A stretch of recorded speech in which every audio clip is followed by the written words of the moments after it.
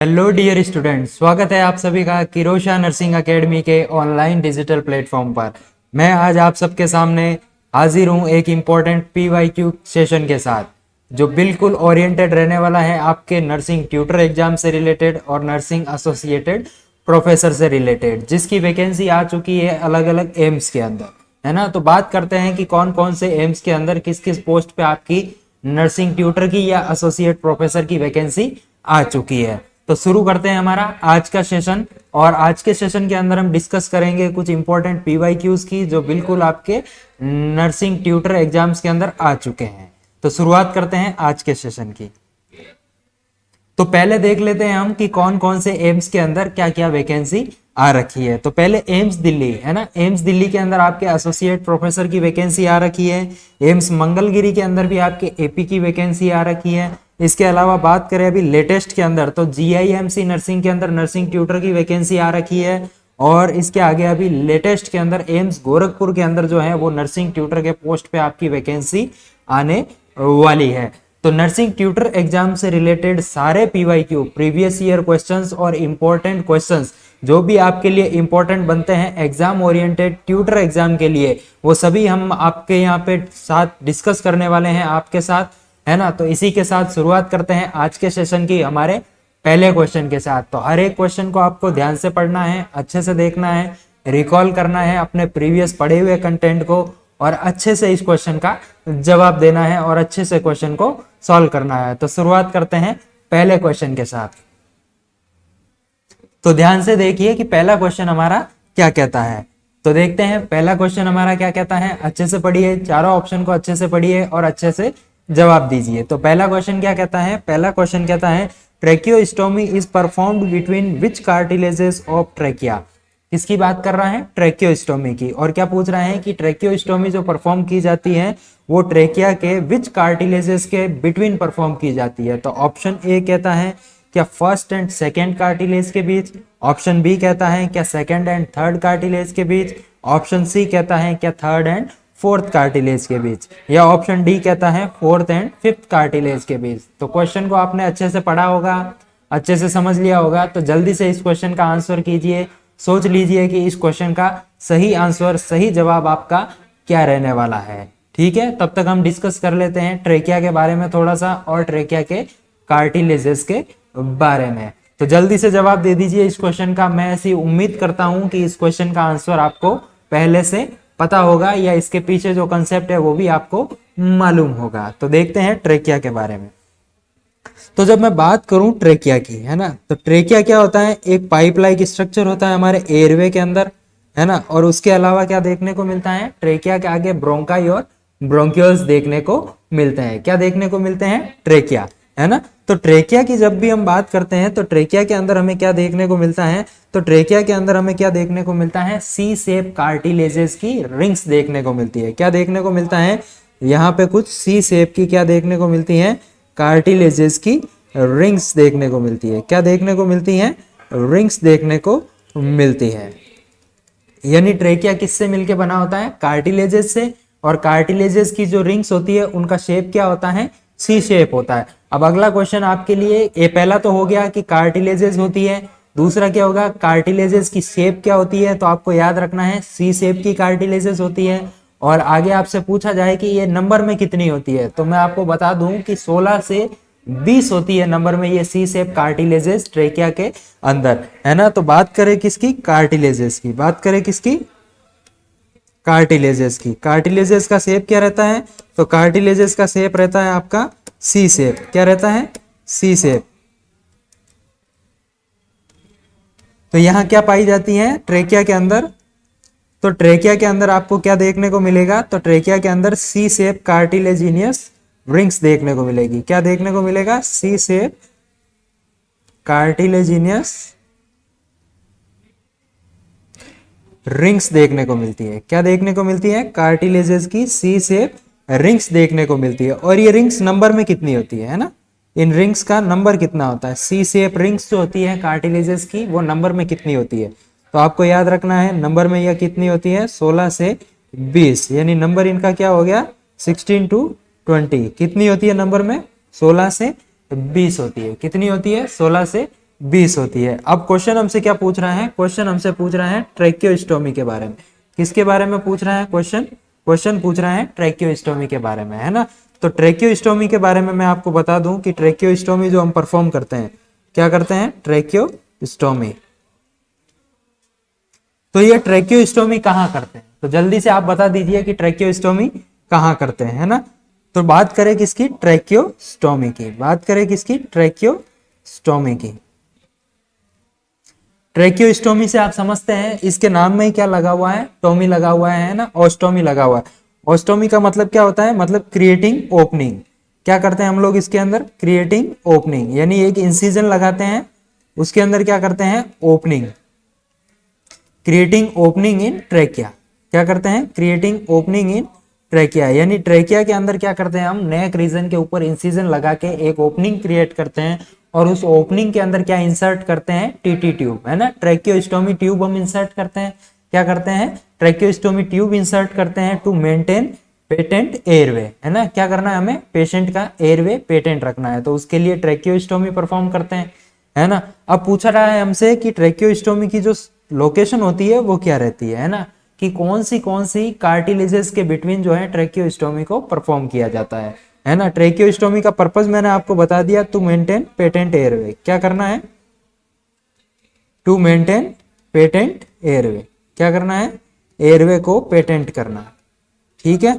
यानी जब ईटी से काम नहीं चले तो फिर क्या करना पड़ता है, हमें ट्रैकियोस्टोमी परफॉर्म करनी पड़ती है और ट्रैकियोस्टोमी ट्यूब इंसर्ट करनी पड़ती है। अब उसकी लोकेशन हमसे पूछ रहा है ना। तो लोकेशन के बेसिस पे जब हम ट्रैकियोस्टोमी करते हैं तो ट्रैकियोस्टोमी कितने टाइप की होती है, तो ट्रैकियोस्टोमी के जो टाइप होते हैं वो आपके सामने कितने देखने को मिलते हैं, तो इसके टाइप्स देखने को मिलते हैं 3, है ना। अब वो 3 कौन कौन से होते हैं, तो वो तीनों मैं आपको बता देना चाहता हूं, है ना। तीनों में पहला आपका, दूसरा आपका और तीसरा आपका। तो पहले कौन सा होता है, पहले कौन सा होता है, हाई ट्रैकियोस्टोमी। कौन सा होता है, हाई ट्रैकियोस्टोमी।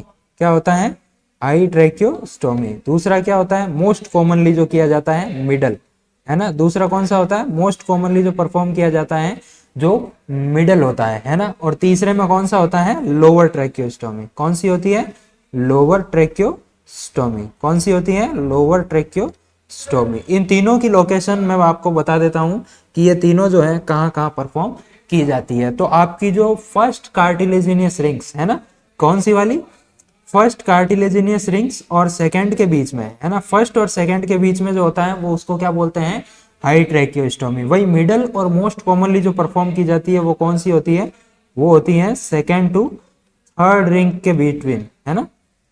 यानी सेकंड कार्टिलेजिनियस रिंग और थर्ड कार्टिलेजिनियस रिंग के बीच में जो परफॉर्म की जाती है वो होती है मोस्ट कॉमन और मिडल वाली। वही बात करें लोअर की, है ना, लोअर ट्रैकियोस्टोमी, तो वो कहाँ होती है, वो थर्ड से फोर्थ कार्टिलेजिनियस रिंग के बीच में की जाती है। कहाँ की जाती है, थर्ड से फोर्थ के बीच में की जाती है ना। तो क्वेश्चन हमारा क्या पूछ रहा था, ट्रैकियोस्टोमी इज परफॉर्म, क्या पूछ रहा था, tracheostomy is perform between which cartilages of trachea. तो इसके अंदर आपको क्या बताना है कि जो मोस्ट कॉमनली जो ट्रैकियोस्टोमी परफॉर्म की जाती है वो कौन कौन सी कार्टिलेजिनियस रिंग्स के बीच में परफॉर्म की जाती है ना। तो अभी हमने देखा मोस्ट कॉमनली, है ना, फर्स्ट और सेकंड के बीच में कौन सी की जाती है, अपर वाली।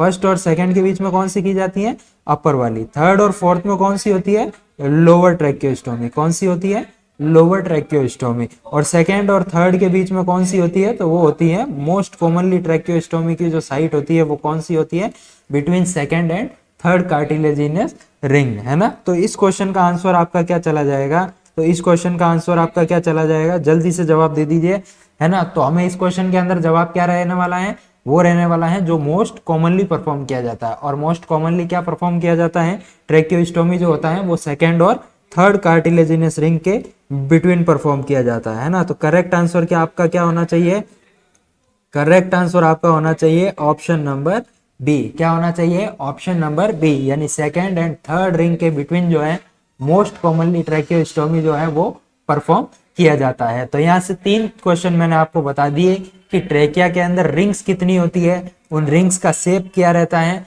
और ट्रैकियोस्टोमी मोस्ट कॉमनली कहाँ परफॉर्म की जाती है, और ट्रैकियोस्टोमी के टाइप्स कितने होते हैं। ठीक है, तो बढ़ते हैं हमारे नेक्स्ट क्वेश्चन की ओर।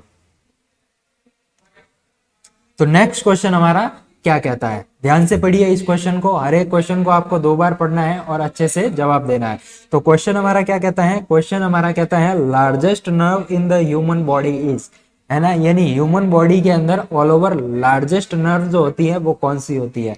तो ऑप्शन ए कहता है क्या एब्डुसेंस नर्व जो होती है वो होती है लार्जेस्ट नर्व, या मीडियन नर्व जो होती है वो होती है लार्जेस्ट नर्व, या मस्क्यूलो क्यूटेनियस नर्व जो होती है वो होती है लार्जेस्ट नर्व, या सियाटिक नर्व जो आपकी होती है वो होती है ह्यूमन बॉडी के अंदर लार्जेस्ट नर्व। तो अगर नर्व्स के बारे में आपने पढ़ रखा है तो आप जरूर जानते होंगे कि ह्यूमन बॉडी के अंदर लार्जेस्ट नर्व कौन सी होती है। तो जल्दी से जवाब दे दीजिए कि ह्यूमन बॉडी के अंदर लार्जेस्ट नर्व कौन सी होती है ना।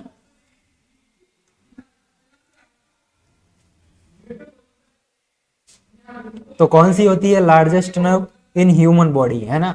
तो नर्व हम 2 टाइप की पढ़ते हैं हमारी बॉडी में, है ना। एक क्या होती है, एक होती है स्पाइनल नर्व्स और एक होती है क्रेनियल नर्व्स, है ना। तो क्रेनियल नर्व्स में लॉन्गेस्ट और लार्जेस्ट अलग होती हैं, और ऑल ओवर बॉडी के अंदर बात करें लार्जेस्ट नर्व की तो वो अलग होती है ना। तो इसके बारे में हम डिस्कस कर लेते हैं, तब तक आप जवाब सोचिए अपना कि इस क्वेश्चन का सही जवाब आपका क्या रहने वाला है। तो बात करें largest nerve in human body की, है ना, लार्जेस्ट नर्व यानी all over largest nerve in human body आपका क्या रहने वाला है ना। तो option A abducens nerve, median nerve, या मस्कुलोक्यूटेनियस नर्व, या सिएटिक नर्व। तो इस क्वेश्चन का मैं आपको बता दूं सही जवाब क्या रहने वाला है। तो largest nerve in human body जो होती है वो क्या होती है, सियाटिक नर्व, है ना। क्या होती है, सियाटिक नर्व जो होती है वो क्या होती है, लार्जेस्ट नर्व यानी ऑल ओवर लार्जेस्ट नर्व जो होती है ह्यूमन बॉडी के अंदर वो कौन सी होती है, सियाटिक नर्व। कौन सी होती है, सियाटिक नर्व। अब ये सियाटिक नर्व ओरिजिनेट कहाँ से होती है ना। इस सियाटिक नर्व के ओरिजिन की बात करें, किसकी बात करें, ओरिजिन की बात करें, तो ओरिजिन कहाँ से होता है इसका। तो सियाटिक नर्व का जो ओरिजिन होता है वो कहाँ से होता है, लंबोसेक्रल प्लेक्सस से। कहाँ से होता है इसका, लंबोसेक्रल प्लेक्सस, है ना। तो आपको याद रखना है कि largest nerve, all over largest nerve यानी ह्यूमन बॉडी के अंदर ऑल ओवर सबसे ज्यादा लार्जेस्ट नर्व जो होती है वो कौन सी होती है, वो होती है सियाटिक नर्व। दूसरा क्वेश्चन आपके लिए कि सियाटिक नर्व का ओरिजिन कहाँ से होता है। तो सियाटिक नर्व का जो ओरिजिन होता है वो कहाँ से होता है, वो होता है लंबोसेक्रल प्लेक्सस से। कहाँ से होता है, लंबोसेक्रल प्लेक्सस से, यानी ये कहाँ से, L4 से S3 तक इसका क्या होता है, रूट होता है। क्या होता है, रूट होता है। अब लंबोसेक्रल प्लेक्सस से ओरिजिनेट होके ये कहाँ जाती है, ये जाती है ग्लूटियल रीजन। कहाँ रन करती है, ग्लूटियल रीजन।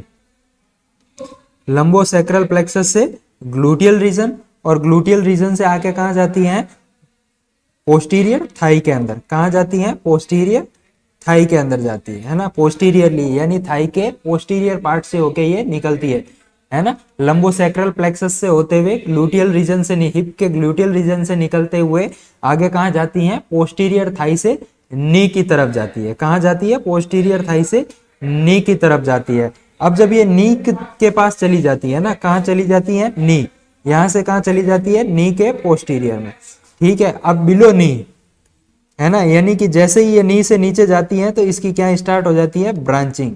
क्या देखने को मिलती है, सियाटिक नर्व की ब्रांचिंग आपको देखने को मिलेगी। अब इसकी ब्रांचिंग कैसे होती है कि ये 2 नर्व के अंदर डिवाइड हो जाती है। किसके अंदर नर्व डिवाइड हो जाती है, यानी सियाटिक नर्व जो है वो बिलो नी जाने के बाद जो है 2 ब्रांचेस के अंदर डिवाइड हो जाती है। तो वो 2 ब्रांचेस कौन सी होती है, तो एक कौन सी होती है, एक होती है आपकी टीबियल नर्व। कौन सी होती है, एक होती है टीबियल नर्व। कौन सी होती है, टीबियल नर्व। और दूसरी कौन सी होती है, दूसरी होती है कॉमन पेरोनियल नर्व। कौन सी होती है, कॉमन पेरोनियल नर्व। कौन सी हो गई, कॉमन पेरोनियल नर्व, है ना। तो आपको याद रखना है कि जो लॉन्गेस्ट ऑल ओवर लार्जेस्ट, है ना, all over largest nerve in human body कौन सी होती है, वो होती है सियाटिक नर्व। कौन सी होती है, सियाटिक नर्व। सियाटिक नर्व कहां से ओरिजिनेट होती है, तो सियाटिक नर्व ओरिजिनेट होती है लंबोसेक्रल रीजन से। इसका रूट क्या रहता है, इसका रूट रहता है L4 से S3, और ये कहां से रन करती है, तो ये LS प्लेक्सस से होते हुए ग्लूटियल रीजन में जाती है, और ग्लूटियल रीजन से होते हुए पोस्टीरियर थाई के अंदर जाती है, और पोस्टीरियर थाई से ये कहां तक जाती है, नी तक जाती है, और नी के नीचे इसकी क्या हो जाती है, ब्रांचिंग स्टार्ट हो जाती है। और ब्रांचिंग जो होती है वो इस सियाटिक नर्व की ब्रांचिंग कितनी होती है, 2 नर्व के अंदर ये डिवाइड हो जाती है। और वो 2 नर्व कौन सी होती है, तो एक होती है कॉमन पेरोनियल नर्व, और दूसरी कौन सी होती है आपकी टीबियल नर्व, है ना। इसके अलावा मैं बता दूं कि हमने पढ़ा कि ऑल ओवर बॉडी के अंदर, है ना, ऑल ओवर लार्जेस्ट नर्व कौन सी होती है, तो वो होती है सियाटिक नर्व। वही बात करें हम किसकी, क्रेनियल नर्व्स की, वही बात करें हम किसकी, क्रेनियल नर्व्स की, है ना। क्रेनियल नर्व्स कितनी होती है आप सब जानते हैं, है ना, 12 पेयर्स ऑफ क्या होता है, क्रेनियल नर्व्स होता है, ठीक है। और क्रेनियल नर्व्स के अंदर भी यही क्वेश्चन पूछा जाता है आपसे कि लॉन्गेस्ट क्रेनियल नर्व कौन सी है ना। तो बताइए कि लॉन्गेस्ट क्रेनियल नर्व कौन सी होती है ना। और दूसरा क्वेश्चन आपके लिए कि लार्जेस्ट क्रेनियल नर्व कौन सी होती है। तो ऑल ओवर बॉडी आपने बता दिया कि जो सियाटिक नर्व होती है वो ऑल ओवर लार्जेस्ट नर्व होती है, लेकिन वही मैं बात करूं क्रेनियल नर्व्स की, है ना, तो क्रेनियल नर्व्स के अंदर लॉन्गेस्ट कौन सी होती है और लार्जेस्ट कौन सी होती है। तो मैं बता दूं जो क्रेनियल नर्व्स होती है 12 पेयर्स, उनके अंदर जो लॉन्गेस्ट होती है वो कौन सी होती है, वो वेगस नर्व होती है। कौन सी होती है, वेगस नर्व होती है। जबकि हम बात करें लार्जेस्ट नर्व की, है ना, तो क्रेनियल नर्व के अंदर लार्जेस्ट कौन सी होती है, तो लार्जेस्ट होती है ऑल ओवर क्रेनियल नर्व्स के अंदर वो होती है ट्राइजेमाइनल नर्व, है ना। कौन सी होती है, ट्राइजेमाइनल नर्व, ठीक है। तो ये हमने डिस्कस किया कि इस क्वेश्चन का कि largest nerve in human body कौन सी होती है। मैंने आपको बताया कि ऑल ओवर लार्जेस्ट जो होती है वो सियाटिक नर्व होती है। वही बात करें क्रेनियल नर्व्स के अंदर, तो क्रेनियल नर्व्स के अंदर जो लॉन्गेस्ट होती है वो आपकी वेगस नर्व होती है। और वही बात करें लार्जेस्ट की, तो वो कौन सी होती है, ट्राइजेमाइनल नर्व होती है, क्रेनियल नर्व नंबर 5, ठीक है। तो इस क्वेश्चन का हमारा आंसर चला गया, correct answer option number D, sciatic nerve. मैं ऐसी उम्मीद करता हूं कि आप सबने इस क्वेश्चन का सही से आंसर दिया होगा, है ना, और सियाटिक नर्व भी आपका जवाब आया होगा। तो बढ़ते हैं हमारे नेक्स्ट क्वेश्चन की ओर। तो ध्यान से पढ़िए नेक्स्ट क्वेश्चन को कि नेक्स्ट क्वेश्चन क्या कहता है। ये सारे जो क्वेश्चन मैं आपको यहाँ सॉल्व करवा रहा हूँ ये सारे क्या है, प्रीवियस ईयर नर्सिंग ट्यूटर और एसोसिएट प्रोफेसर के एग्जाम के क्वेश्चन है जिनको हम यहाँ सॉल्व कर रहे हैं। और आगे आने वाले एग्जाम्स के अंदर भी यहाँ से रिपीटेड क्वेश्चन आपको देखने को मिलेंगे या इन्हीं टॉपिक से क्वेश्चन आपको देखने को मिलेंगे। तो हर एक क्वेश्चन को आपको ध्यान से पढ़ना है, अच्छे से पढ़ना है और अच्छे से जवाब देना है। तो नेक्स्ट क्वेश्चन हमारा क्या कहता है, नेक्स्ट क्वेश्चन हमारा कहता है कि most common site of curling ulcer, किसकी बात कर रहा है हमें, कर्लिंग अल्सर की, है ना, किसकी बात कर रहा है, कर्लिंग अल्सर की बात यहाँ पे हो रही है। तो most common site of curling ulcer is, है ना, कि यानी कि स्टमक के अंदर, गैस्ट्रिक सिस्टम के अंदर हमारे, है ना, मोस्ट कॉमन साइट क्या रहती है, कर्लिंग अल्सर की। तो ऑप्शन ए कहता है क्या ग्रेट कर्वेचर ऑफ स्टमक जो है वो इसकी साइट रहती है, या डिस्टल इसोफेगस जो है वो रहती है, या प्रोक्सिमल ड्यूडेनम रहने वाला है, या स्मॉल इंटेस्टाइन रहने वाला है। तो जल्दी से आप इस क्वेश्चन का जवाब सोच लीजिए कि जो कर्लिंग अल्सर होते हैं उसकी मोस्ट कॉमन साइट आपको स्टमक के अंदर क्या देखने को मिलेगी, जीआईटी के अंदर क्या देखने को मिलेगी। तब तक हम डिस्कस करते हैं कि कर्लिंग अल्सर होता क्या है और इसकी पैथोफिजियोलॉजी क्या होती है ना। तो most common site of curling ulcer, जल्दी से जवाब दे दीजिए, है ना। तो जब हम बात करें किसकी, स्टमक की, किसकी बात करें, स्टमक की, तो ये क्या होता है हमारा स्टमक, ये क्या होता है हमारा स्टमक। अब यहाँ क्या होता है, ये स्टमक का क्या होता है, ये होता है क्या ग्रेटर कर्वेचर, ये होता है क्या ग्रेटर कर्वेचर। अंदर की साइड ये जो लार्ज वाला एरिया होता है, लार्ज डायमीटर जो होता है स्टमक का, ये क्या होता है ग्रेटर कर्वेचर, क्या होता है ग्रेटर कर्वेचर। वही बात करें हम लेजर कर्वेचर की, है ना, तो स्टमक का लेजर कर्वेचर क्या रहने वाला होता है, ये वाला जो होता है ये स्टमक का लेजर कर्वेचर होता है, ठीक है। अब हमें क्या बताना है, अब हमें बताना है कर्लिंग अल्सर के बारे में। किसकी बात करें हम बात कर रहे हैं कर्लिंग अल्सर की, कर्लिंग अल्सर की। तो कर्लिंग अल्सर होते क्या है ना, अल्सर से हमें पता चल गया कि छाले होते हैं। कहाँ के छाले होते हैं, पेट के छाले होते हैं। लेकिन ये बनते किस केस में हैं और कैसे बनते हैं। तो जब मैं बात करूं कर्लिंग अल्सर की, है ना, जब हम बात करें किसकी, कर्लिंग अल्सर की, तो जब भी किसी क्लाइंट के अंदर क्या होता है, बर्न होता है, क्या होता है, सीवियर बर्न होता है या ट्रॉमा हो जाता है, क्या हो जाता है, सीवियर बर्न हो जाता है या ट्रॉमा हो जाता है, तो उस केस के अंदर क्या देखने को मिलता है, फ्लूइड की डेफिशिएंसी देखने को मिलती है। बर्न के अंदर क्या देखने को मिलता है, फ्लूइड का लॉस देखने को मिलता है। तो उसकी वजह से क्या हो जाता है, डिक्रीज्ड प्लाज्मा वॉल्यूम, आपको क्या देखने को मिलता है, रेड्यूस्ड या डिक्रीज प्लाज्मा वॉल्यूम देखने को मिलता है। क्या देखने को मिलता है, रेड्यूस्ड प्लाज्मा वॉल्यूम देखने को मिलता है ना। और ये रेड्यूस्ड प्लाज्मा वॉल्यूम जो होता है ये किसको लीड करता है, तो ये लीड करता है हाइपोवोलेमिया को। किसको लीड करता है, ये हाइपोवोलेमिया को। यानी बर्न या ट्रोमा हुआ और उस स्ट्रेस की वजह से क्या हुआ, डिक्रीज प्लाज्मा वॉल्यूम हुआ, और डिक्रीज प्लाज्मा वॉल्यूम होने की वजह से क्या हो जाएगा, हाइपोवोलेमिया हो जाएगा। क्या हो जाएगा, हाइपोवोलेमिया हो जाएगा। और हाइपोवोलेमिया होने की वजह से क्या होगा, जो गैस्ट्रिक म्यूकोजा की तरफ सप्लाई है ना, ब्लड सप्लाई है ना, सप्लाई या प्लाज्मा वॉल्यूम जो है वो क्या हो जाएगा, रेड्यूस्ड हो जाएगा। कहाँ, towards gastric mucosa, towards gastric region या गैस्ट्रिक म्यूकोसा। तो इसके अंदर क्या हो जाएगा, सप्लाई डिक्रीज हो जाएगी, यानी फ्लूइड का डेफिशिएंसी हो गया, है ना। तो सप्लाई जो है, हाइड्रेशन जो है या ब्लड की सप्लाई गैस्ट्रिक म्यूकोसा की तरफ क्या हो जाती है, कम हो जाती है। क्या हो जाती है, कम हो जाती है। और ये सप्लाई कम होने की वजह से जो गैस्ट्रिक रीजन की जो सेल्स होती है, म्यूकोसा लेयर होती है, जो टिश्यूज होते हैं, उनके अंदर क्या देखने को मिलता है, स्टेमिया देखने को मिलता है। क्या देखने को मिलता है, स्टेमिया देखने को मिलता है। यानी फ्लूइड की सप्लाई रिड्यूस हो गई, यानी उसके साथ ऑक्सीजन और न्यूट्रिएंट्स भी क्या हो गए, रिड्यूस हो गए, उनकी सप्लाई भी बंद हो गई गैस्ट्रिक रीजन में। तो उसकी वजह से गैस्ट्रिक रीजन में क्या देखने को मिलता, वो देखने को मिलता है स्टीमिया, है ना। और इस स्टीमिया की वजह से क्या हो जाएगा, नेक्रोसिस। क्या हो जाएगा, गैस्ट्रिक रीजन के अंदर क्या होने लग जाएगा, नेक्रोसिस होने लग जाएगा। क्या होने लग जाएगा, नेक्रोसिस होने लग जाएगा। और इस नेक्रोसिस की वजह से क्या होगा, इसकी वजह से अल्सर फॉर्म हो जाएंगे। क्या हो जाएंगे, पेट के अंदर क्या हो जाएंगे, अल्सर फॉर्मेशन हो जाएगा। तो ये बर्न और ट्रॉमा के स्ट्रेस की वजह से और प्लाज्मा वॉल्यूम की सप्लाई कम होने की वजह से एब्डोमेन के अंदर, एब्डोमिनल रीजन के स्टमक के अंदर जो अल्सर देखने को मिलते हैं, उनको क्या बोलते हैं, कर्लिंग अल्सर। क्या बोलते हैं, कर्लिंग अल्सर बोलते हैं। ठीक है, कर्लिंग अल्सर का पैथोफिजियोलॉजी हमने पढ़ा कि ये कैसे होता है।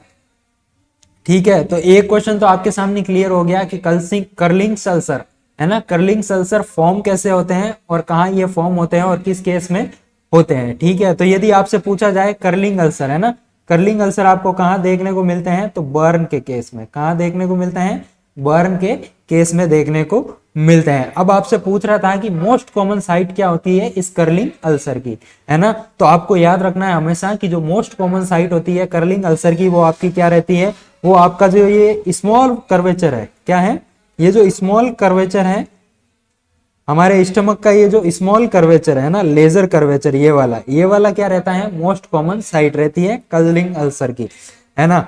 लेकिन लेजर कर्वेचर हमें ऑप्शन के अंदर नहीं दिया हुआ है, तो लेजर कर्वेचर के आसपास क्या मिल रहा है हमें, यानी ग्रेटर कर्वेचर ऑफ स्टमक तो बिल्कुल भी नहीं हो सकता, स्मॉल इंटेस्टाइन बहुत ज्यादा आगे हो जाएगा, और इसोफेगस के अंदर कर्लिंग अल्सर देखने को नहीं मिलते हैं, है ना। तो मोस्ट कॉमनली जो साइट इसकी क्या रहती है, वो रहती है प्रोक्सिमल ड्यूडेनम। क्या रहती है, प्रोक्सिमल ड्यूडेनम। प्रोक्सिमल ड्यूडेनम कैसे रहेगी, देखिए आप कैसे रहेगी, है ना। प्रोक्सिमल का क्या मतलब होता है, पास वाला, है ना, पास वाला, यानी ड्यूडेनम का पास वाला हिस्सा। और ये ड्यूडेनम का जो पास वाला हिस्सा है, ये कहाँ है, ये ड्यूडेनम का पास वाला हिस्सा है, ये कहाँ है, बिल्कुल लेजर कर्वेचर जो होता है स्टमक का, उसके पास में होता है ना। तो मोस्ट कॉमन साइट इसकी क्या चली जाएगी, तो most common site of curling ulcer आपके सामने क्या रहने वाला है, वो रहने वाला है प्रोक्सिमल ड्यूडेनम। यानी ड्यूडेनम का जो स्टमक के पास वाला हिस्सा होता है, वो क्या होता है, most common site for curling ulcer.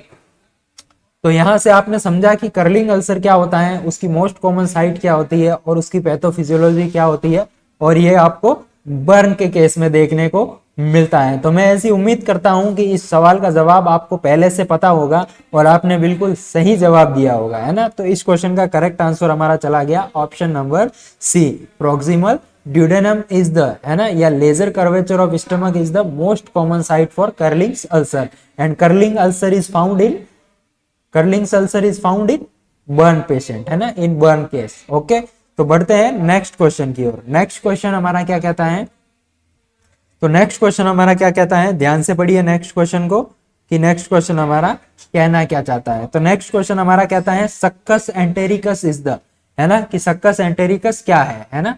तो ऑप्शन ए कहता है क्या सक्कस एंटेरिकस एक जंक्शन है ना, junction between pharynx and esophagus है, या junction between esophagus and stomach है, या ऑप्शन सी कहता है junction between stomach and small intestine है, या डी कहता है junction between ileum and large intestine है। तो जल्दी से बता दीजिए, जल्दी से सोच लीजिए अपना सही जवाब कि सक्कस एंटेरिकस जो है वो क्या है, या ऑप्शन के अंदर, है ना, क्वेश्चन के अंदर दिए गए ऑप्शन के अनुसार आपका इसका करेक्ट आंसर क्या रहने वाला है ना। तब तक हम डिस्कस कर लेते हैं कि सक्कस एंटेरिकस जो है वो होता क्या है।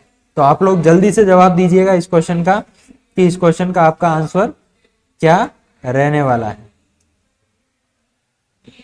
सक्कस एंटेरिकस, है ना। तो बात करें किसकी, सक्कस एंटेरिकस की। तो दिए गए ऑप्शन के अकॉर्डिंग सक्कस एंटेरिकस आपका क्या रहने वाला है, और सक्कस एंटेरिकस का क्या मीनिंग है यहाँ पे ऑप्शन के अकॉर्डिंग, वो आप जल्दी से बता दीजिए, है ना। तो बात करें किसकी, सक्कस एंटेरिकस की। तो क्या होता है सक्कस एंटेरिकस? सक्कस एंटेरिकस, तो सक्कस एंटेरिकस क्या होता है ना। सक्कस एंटेरिकस क्या होता है, एक ज्यूस होता है। क्या होता है, इंटेस्टाइनल ज्यूस होता है। क्या होता है सक्कस एंटेरिकस, तो वो क्या होता है, एक इंटेस्टाइनल ज्यूस होता है। और इंटेस्टाइनल ज्यूस है तो इसके अंदर क्या होता होगा, इसके अंदर डाइजेस्टिव एंजाइम्स होते होंगे। क्या होते होंगे, डाइजेस्टिव एंजाइम्स होते होंगे, है ना। और ये सक्कस एंटेरिकस क्या है, इंटेस्टाइनल ज्यूस है जो कहां से सीक्रेटेड होता है ना, कहां से सीक्रेटेड होता है, तो सीक्रेटेड फ्रॉम, जल्दी से बता दीजिए कि सक्कस एंटेरिकस कहां से सीक्रेट होता है।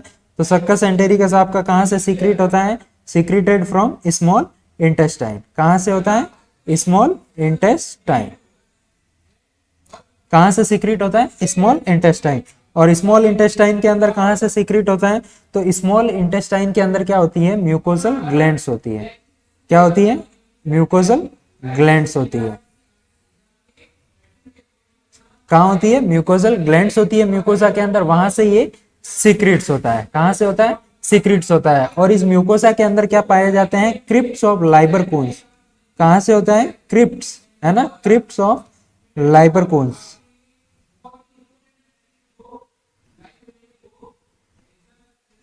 कहां से होता है, क्रिप्ट्स ऑफ लाइबरकोन्स। तो ये आपको नाम याद रखना है कि सक्कस एंटेरिकस क्या होता है।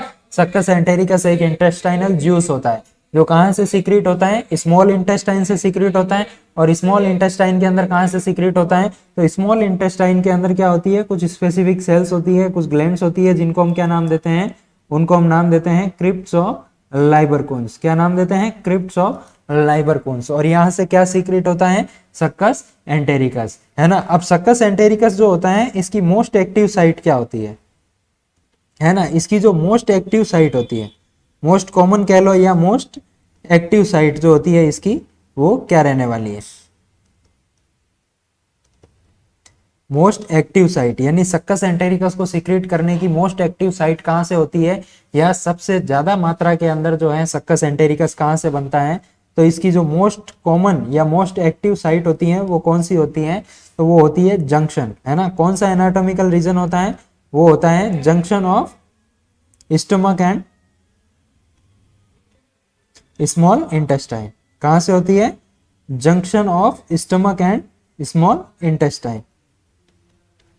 तो ये आपकी क्या रहने वाली है, ये आपकी रहने वाली है मोस्ट एक्टिव साइट। तो बात करें हमारे क्वेश्चन की, तो बात क्वेश्चन क्या कह रहा है, क्वेश्चन कह रहा है सक्कस एंटेरिकस इज द, है ना। लेकिन ऑप्शन आपको कुछ अलग दिए हुए है ना। ऑप्शन दिए हुए हैं आपको एनाटॉमिकल रीजन से रिलेटेड, और क्वेश्चन पूछ रहा है सक्कस एंटेरिकस, है ना। तो मैंने आपको बताया कि सक्कस एंटेरिकस क्या होता है, तो ये एक इंटेस्टाइनल ज्यूस होता है। क्या होता है, इंटेस्टाइनल ज्यूस होता है। लेकिन ऑप्शन के अंदर चारों हमें क्या दे रखे हैं, हमें दे रखे हैं क्या, एनाटॉमिकल साइट्स दे रखी है। क्या दे रखा है, एनाटॉमिकल साइट्स दे रखी है। तो इनमें से हमें यही बताना है कि जो मोस्ट कॉमनली या मोस्ट एक्टिव साइट रहती है सक्कस एंटेरिकस को बनाने की, वो कौन सी रहने वाली है। तो मैंने आपको अभी बताया कि मोस्ट एक्टिव साइट इसकी कौन सी रहती है। तो मोस्ट एक्टिव साइट इसकी कौन सी रहती है, तो मोस्ट एक्टिव साइट इसको बनाने की जो होती है, जहां से ये सीक्रेट होता है सक्कस एंटेरिकस, वो कौन सी रहती है, वो रहती है जंक्शन, है ना, जंक्शन बिटवीन स्टमक, है ना, जंक्शन बिटवीन स्टमक एंड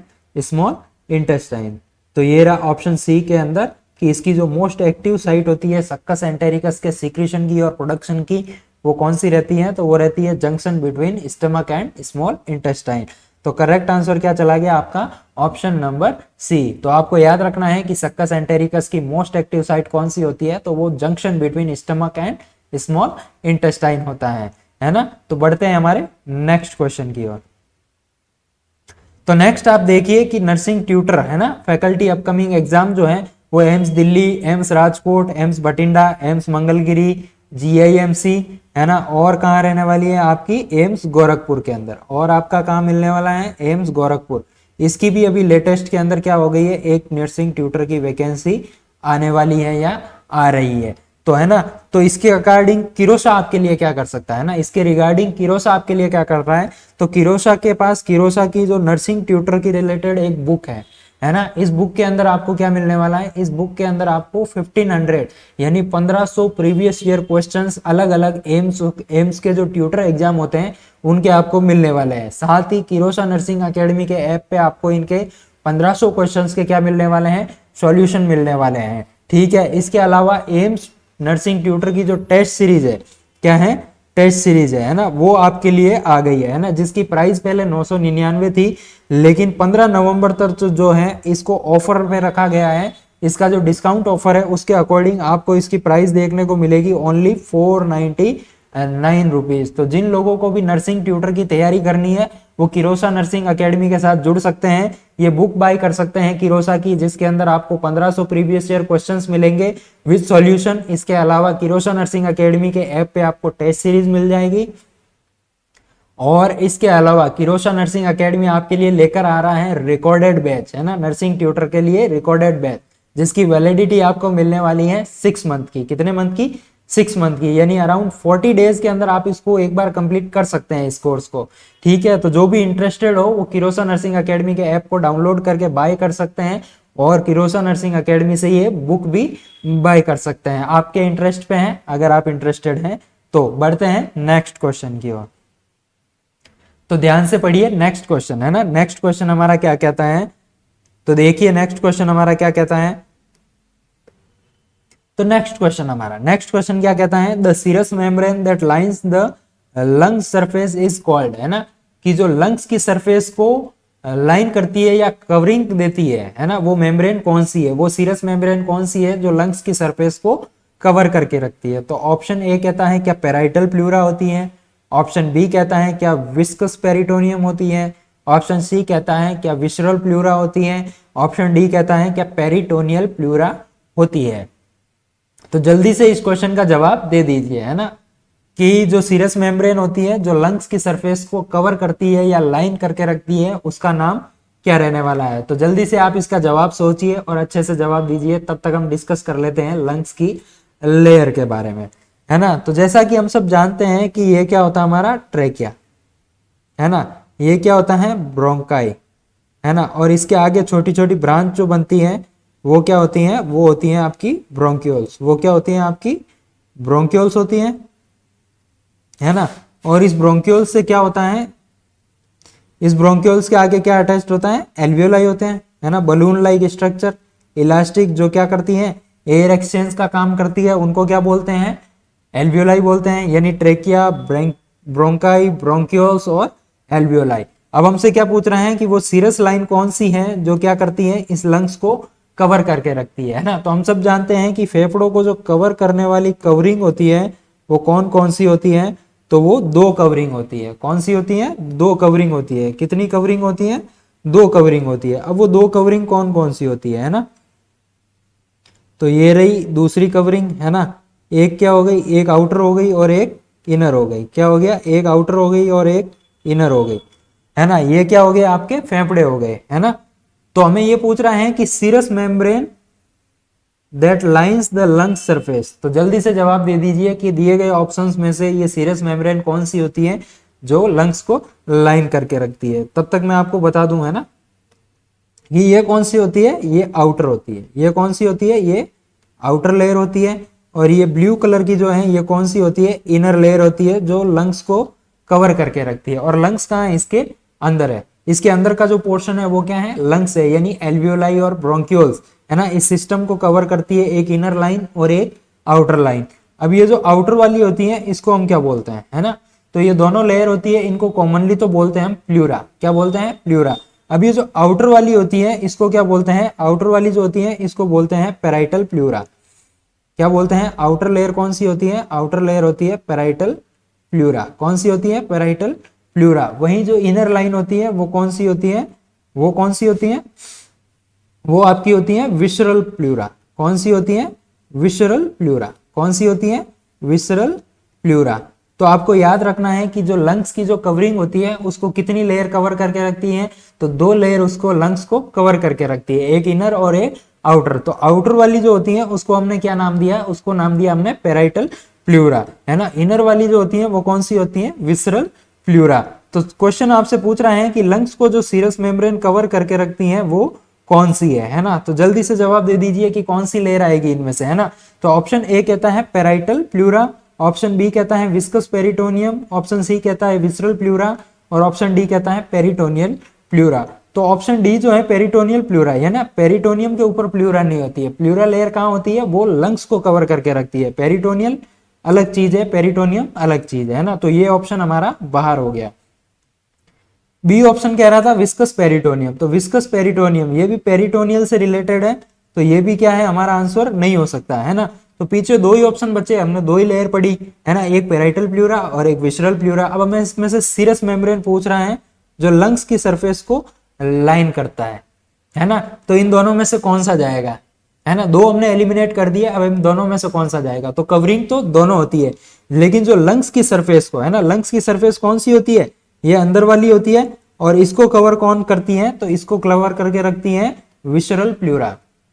इसको कवर कौन करती है, विसरल प्लूरा, है ना। तो लंग्स को जो सीरस मेम्ब्रेन कवर करके रखती है उसके अंदर आपका आंसर क्या चला जाएगा, वो चला जाएगा विसरल प्लूरा। और इस विसरल प्लूरा को कवर कौन करती है, तो इस विसरल प्लूरा को कवर करती है पेराइटल प्लूरा, है ना। जो आउटर मेम्ब्रेन होती है पेराइटल, वो किसको कवर करती है, इनर विसरल वाली को। और इनर विसरल वाली जो होती है वो क्या होती है, सीरस मेम्ब्रेन हो जाती है, सीरस मेम्ब्रेन होती है जो लंग्स की सरफेस को कवर करके रखती है। तो इस क्वेश्चन का करेक्ट आंसर हमारा क्या चला जाएगा, इस क्वेश्चन का करेक्ट आंसर हमारा चला जाएगा option number C visceral pleura. क्या चला जाएगा, option number C visceral pleura, है ना। अब इन दोनों लेयर्स के बीच जो ये स्पेस है ना, इसको क्या बोलते हैं हम, इसको बोलते हैं प्लूरल स्पेस।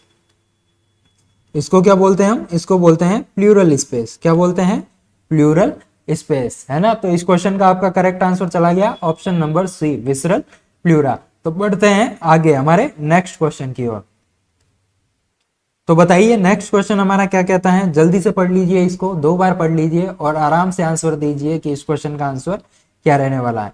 तो क्वेश्चन हमसे कहता है T lymphocytes are involve in, है ना, बात किसकी हो रही है, टी लिम्फोसाइट की, है ना। तो T lymphocyte are involve in, option A क्या ह्यूमोरल इम्यूनिटी, ऑप्शन बी क्या parietal immunity, option C cell mediate immunity, या ऑप्शन डी एरिथ्रोपोएसिस। यानी आपको बताना है हमारी जो लिम्फोसाइट होती है और उस लिम्फोसाइट के अंदर जो टी लिम्फोसाइट्स होती हैं वो इनमें से कौन सी इम्यूनिटी या कौन से प्रोसेस के अंदर इन्वॉल्व होती है। तो जल्दी से अपना जवाब दे दीजिए, जवाब सोच लीजिए कि सही आंसर इसका क्या रहने वाला है। तब तक हम डिस्कस कर लेते हैं लिम्फोसाइट्स के बारे में, इसके टाइप्स के बारे में, और फिर बात करते हैं कि टी लिम्फोसाइट क्या होती है ना। तो बात करें हम किसकी, बात कर रहे हैं हम किसकी, लिम्फोसाइट सेल्स की। किसकी बात कर रहे हैं हम, तो हम बात कर रहे हैं किसकी, लिम्फोसाइट्स की, है ना। तो जब भी हम बात करें लिम्फोसाइट्स की, तो लिम्फोसाइट्स कितने टाइप्स की होती हैं, तो लिम्फोसाइट्स जो होती हैं वो 2 टाइप्स की होती है। कितने टाइप्स की होती हैं, 2 टाइप की होती है। पहली लिम्फोसाइट कौन सी होती है, तो पहली होती है बी लिम्फोसाइट।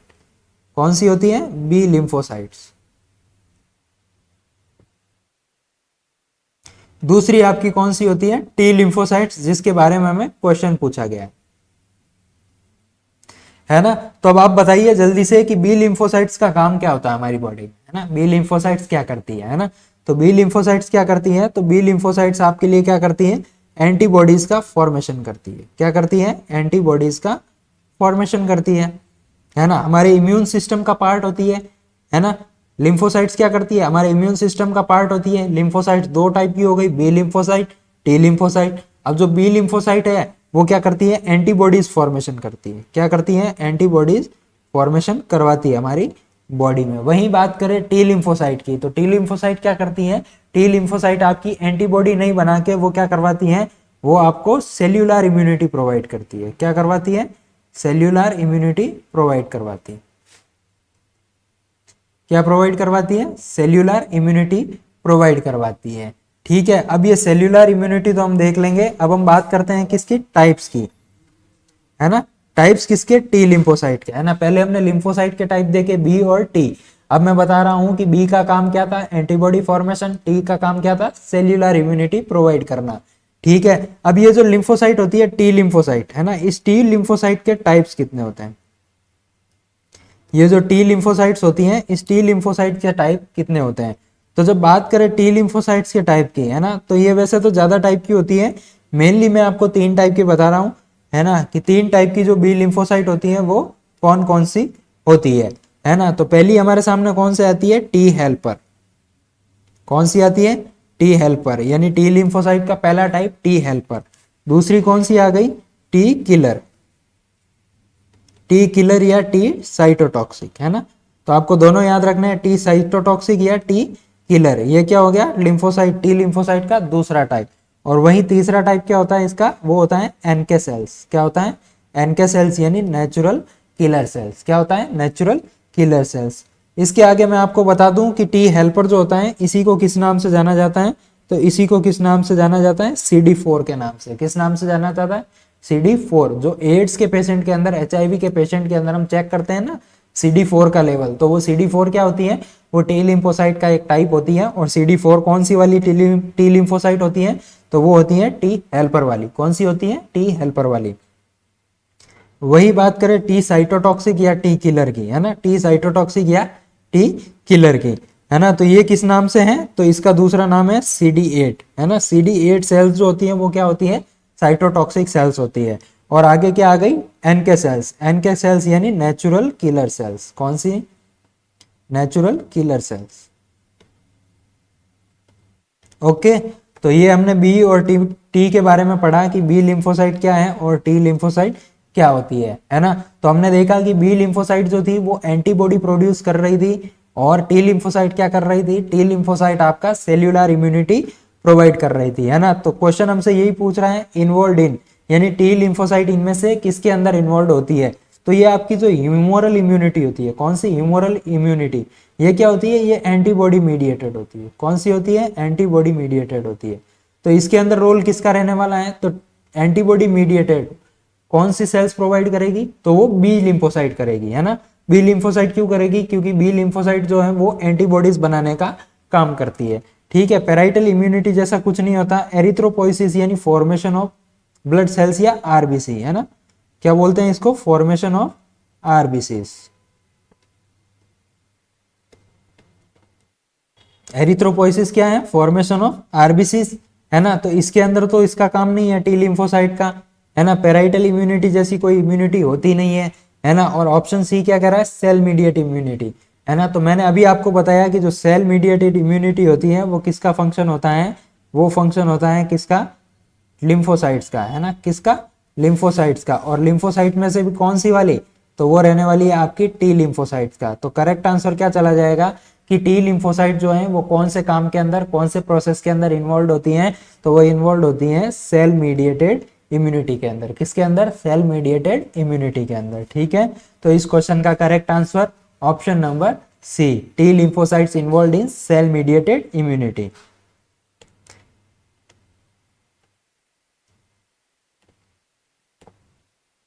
नेक्स्ट क्वेश्चन आपका, तो ध्यान से पढ़िए नेक्स्ट क्वेश्चन को कि नेक्स्ट क्वेश्चन क्या कहना चाहता है और सही जवाब दीजिए, सही आंसर दीजिए इसका है ना, कि नेक्स्ट क्वेश्चन का आंसर क्या रहने वाला है। तो नेक्स्ट क्वेश्चन क्या कहता है, नेक्स्ट क्वेश्चन कहता है द अमाउंट ऑफ एयर, क्या कहता है, the amount of air left in the lungs after forced exhalation है ना। The amount of air left in the lungs after a force exhalation is known as, यानी forcefully exhale करने के बाद जो एयर लेफ्ट हो जाती है ना, या रिमेन रहती है कहाँ, लंग्स के अंदर है ना, उसको क्या नाम देते हैं है ना। तो ऑप्शन ए कहता है, क्या वो रिमेनिंग वाला रेजिडुअल वॉल्यूम होता है, क्या वो टाइडल वॉल्यूम होता है, क्या वो वाइटल कैपेसिटी होता है, या वो IRV आपका इंस्पिरेटरी रिजर्व वॉल्यूम होता है ना। तो जल्दी से जवाब दे दीजिए, बिल्कुल बेसिक क्वेश्चन है, बेसिक आंसर इसका होएगा है ना। आपने बेसिकली पढ़ रखा होगा कि फोर्सफुल एक्सपायरेशन के बाद जो कैपेसिटी या जो वॉल्यूम एयर का रिमेन कर जाता है हमारे लंग्स के अंदर, उसको क्या नाम देते हैं, तो उसको हम क्या बोलते हैं, रेजिडुअल वॉल्यूम। क्या बोलते हैं, रेजिडुअल वॉल्यूम है ना। The amount of air left in lungs after a force exhalation is known as residual volume. Residual यानी बचा हुआ है ना, यानी फोर्सफुल एक्सपायरेशन एक्सेलेशन के बाद बचा हुआ वॉल्यूम एयर का क्या कहलाता है? रेजिडुअल वॉल्यूम कहलाता है। क्या कहलाता है? रेजिडुअल वॉल्यूम कहलाता है।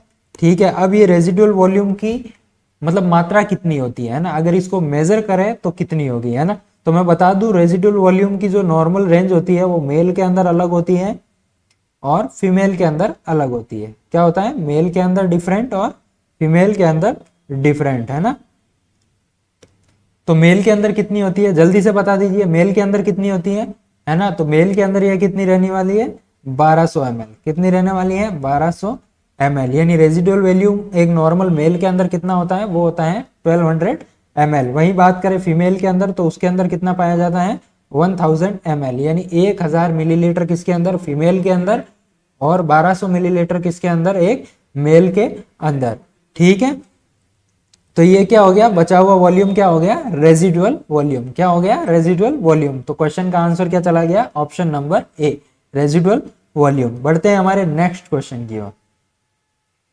तो नेक्स्ट क्वेश्चन हमारा क्या कहता है? नेक्स्ट क्वेश्चन क्या कह रहा है? नेक्स्ट क्वेश्चन कह रहा है natural anticoagulant present in the human body is, है ना। क्या कह रहा है? Natural anticoagulant present in the human body, यानी ह्यूमन बॉडी के अंदर नेचुरल एंटीकोएगुलेंट कौन सा होता है? ऑप्शन ए क्या फिब्रिनोजन होता है, ऑप्शन बी क्या वॉन विल्ब्रेंड फैक्टर होता है, या ऑप्शन सी क्या हिपेरिन होता है, या ऑप्शन डी क्या वॉरफेरिन होता है। तो जल्दी से जवाब दे दीजिए इस क्वेश्चन का कि आपके अकॉर्डिंग इस क्वेश्चन का सही आंसर क्या रहने वाला है, और क्या रहने वाला है आपका बॉडी के अंदर नेचुरल एंटीकोएगुलेंट, है ना। तो वन बाय वन ऑप्शन को देखते हैं कि क्या रहने वाला है नेचुरल एंटीकोएगुलेंट हमारी बॉडी के अंदर। ठीक है, तो दिए गए ऑप्शन को अगर हम देखें तो इसके अंदर जो एंटीकोएगुलेंट दे रखे हैं हमें वो दो ही दे रखे हैं ना, हिपेरिन और वॉरफेरिन। ये दोनों क्या होते हैं? ये दोनों होते हैं एंटीकोएगुलेंट। ये क्या होता है? एंटीकोएगुलेंट्स। एंटीकोएगुलेंट्स यानी जो ब्लड के क्लॉट बनने से रोकते हैं उनको क्या बोलते हैं? कोएगुलेशन होने से रोकते हैं उनको क्या बोलते हैं? एंटीकोएगुलेंट्स, है ना। अब हमें क्या पूछा था कि नेचुरल एंटीकोएगुलेंट कौन सा होता है ना। तो ऑप्शन ए क्या कह रहा है? ऑप्शन ए कह रहा है फिब्रिनोजन। फिब्रिनोजन क्या होता है? फिब्रिनोजन एक क्लोटिंग फैक्टर होता है। क्या होता है? हमारे ब्लड के अंदर, हमारी बॉडी के अंदर क्या होता है? क्लोटिंग फैक्टर होता है। क्या नाम उसका? फिब्रिनोजन, है ना। तो ये तो एंटीकोएगुलेंट है नहीं, ये तो क्लोटिंग फैक्टर है। तो ये क्या करवाएगा? क्लोटिंग करवाएगा, कोएगुलेशन करवाएगा, उसको प्रमोट करेगा, है ना। तो फिब्रिनोजन जो है वो हमारे इस क्वेश्चन का आंसर नहीं होता, क्योंकि ये एंटीकोएगुलेंट है ही नहीं। वही बात करें वॉन विल्ब्रेंड फैक्टर, है ना। तो वॉन विल्ब्रेंड फैक्टर क्या होता है? तो वॉन विल्ब्रेंड फैक्टर एक फैक्टर होता है हमारी ब्लड के अंदर, है ना, जो क्या करवाता है? प्लेटिलेट्स का एग्रीगेशन करवाता है। क्या करवाता है? प्लेटिलेट का एग्रीगेशन करवाता है, या प्लेटिलेट का कलेक्शन करवाता है, जहां पे क्या बनाना हो? क्लोट बनाना हो। और यदि ये वॉन विल्ब्रेंड फैक्टर के अंदर कोई एबनॉर्मेलिटी आ जाए या इसकी डेफिशिएंसी आ जाए, उसकी वजह से क्या हो जाए? प्लेटिलेट का एग्रीगेशन नहीं हो पाए, तो उसके लिए कौन सी डिजीज होती है, या कौन सी डिजीज ये कॉज करता है? तो ये वॉन विल्ब्रेंड डिजीज कॉज करता है। कौन सी डिजीज कॉज करता है? वॉन विल्ब्रेंड डिजीज कॉज करता है। ठीक है, तो ये भी क्या हो गया? एक तरह से क्लोटिंग को प्रमोट करने वाला फैक्टर हो गया, है ना। तो ये भी क्या नहीं होने वाला है? एंटीकोएगुलेंट नहीं होने वाला है। ठीक है, वही बात करें हम किसकी?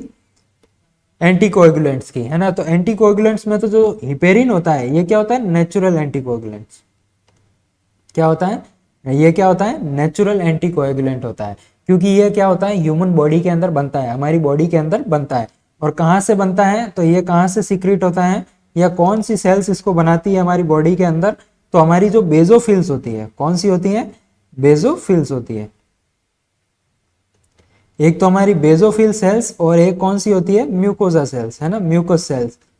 वहां से ये क्या बनता है? सॉरी, म्यूकोसा नहीं, मास्ट सेल्स। तो कौन सी सेल्स इसको बनाती है? तो हिपेरिन जो नेचुरल एंटीकोएगुलेंट हमारी बॉडी के अंदर बनता है, ये कहां से बनता है? ये बनता है एक तो मास्ट सेल्स से, मास्ट सेल्स इसको प्रोड्यूस करती है, और दूसरी कौन सी? Basophil sales. कौन सी? Basophil sales.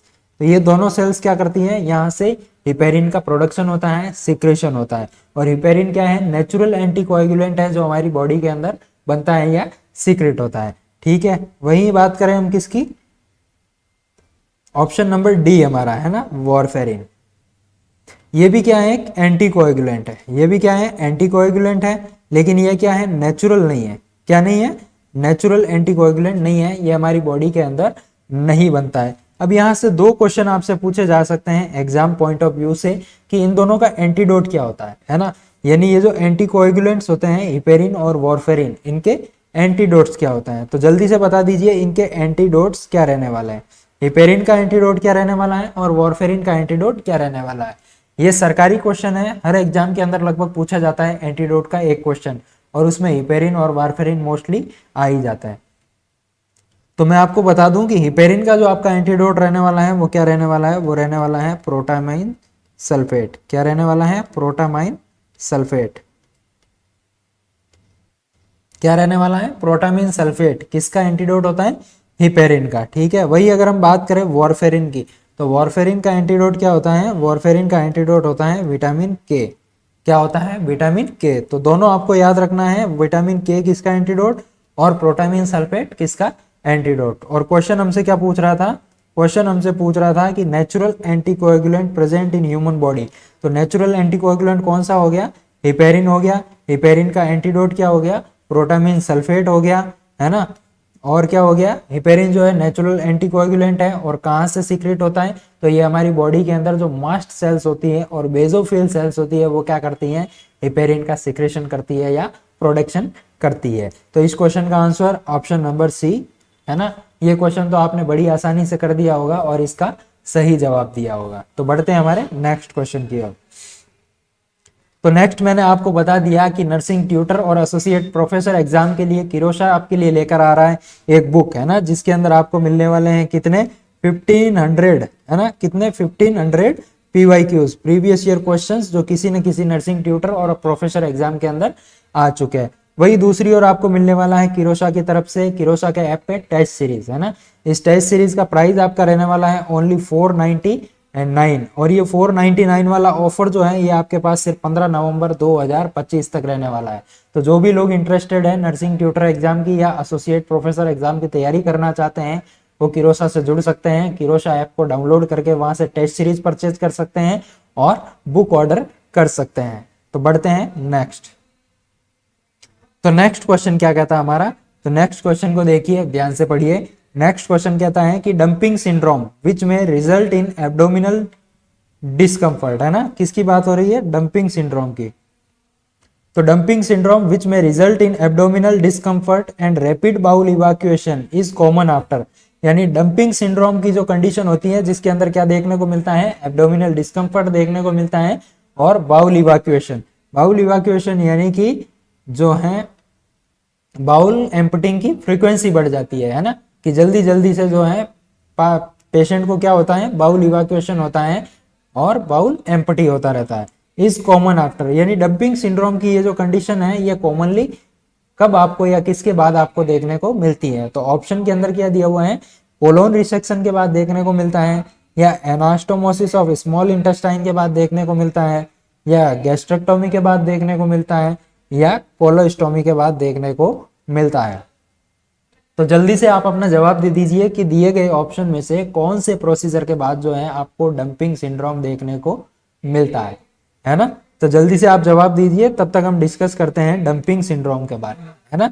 किसके बारे में, डंपिंग सिंड्रोम के बारे में। तो किसकी बात करें हम, डंपिंग सिंड्रोम, है ना, डंपिंग सिंड्रोम।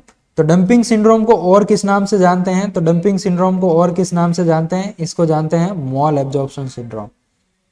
किस नाम से जानते हैं, मॉल एब्जॉर्प्शन सिंड्रोम। किस नाम से जानते हैं, मॉल एब्जॉर्प्शन सिंड्रोम,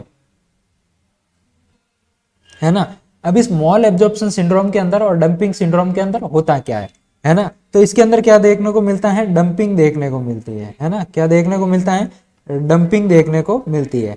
और इस डंपिंग से हम क्या समझते हैं, तो इस डंपिंग से हम समझते हैं क्या, कि इसके अंदर क्या देखने को मिलता है, बाउल इवैक्यूएशन। यानी पेशेंट के अंदर क्या रहेगा, पर्सन के अंदर क्या रहेगा, कि उसका बाउल जो है वो बार बार एम्प्टी हो जाएगा, है ना। और मॉल एब्जॉर्प्शन सिंड्रोम क्यों बोलते हैं, क्योंकि बार बार अगर जो है खाया पिया सब बाहर निकलता रहेगा तो उसके अंदर क्या होगा, एब्जॉर्प्शन नहीं होगा। क्या नहीं होगा, एब्जॉर्प्शन नहीं होगा।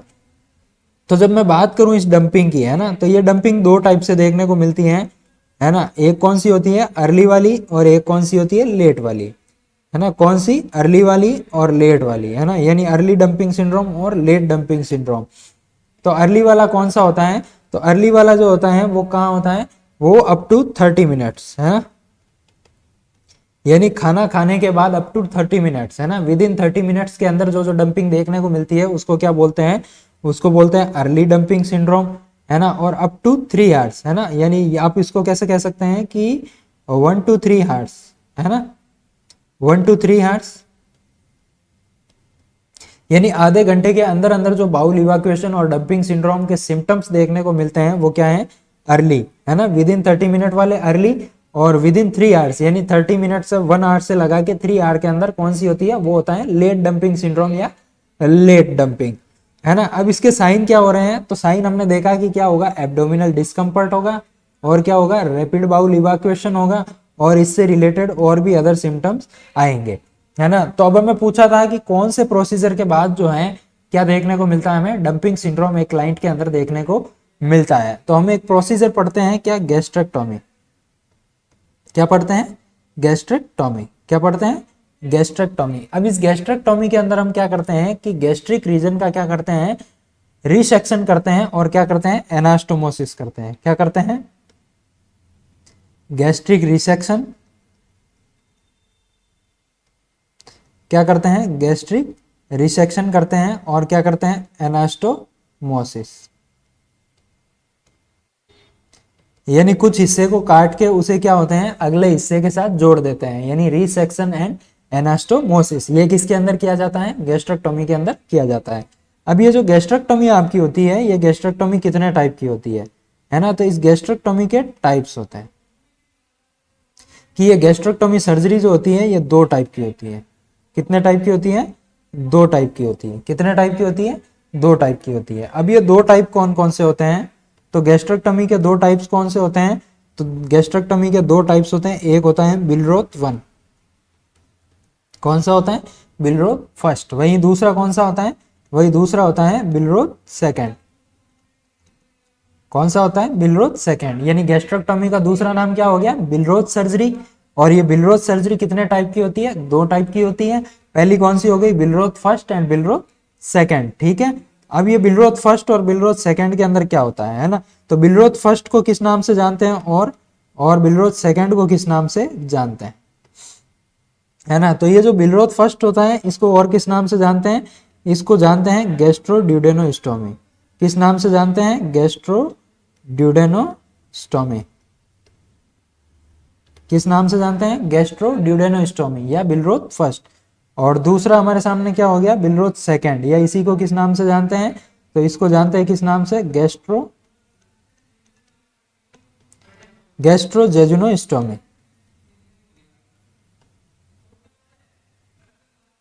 क्या हो गया, गैस्ट्रोजेजुनोस्टोमी। अब इसके अंदर करते क्या है,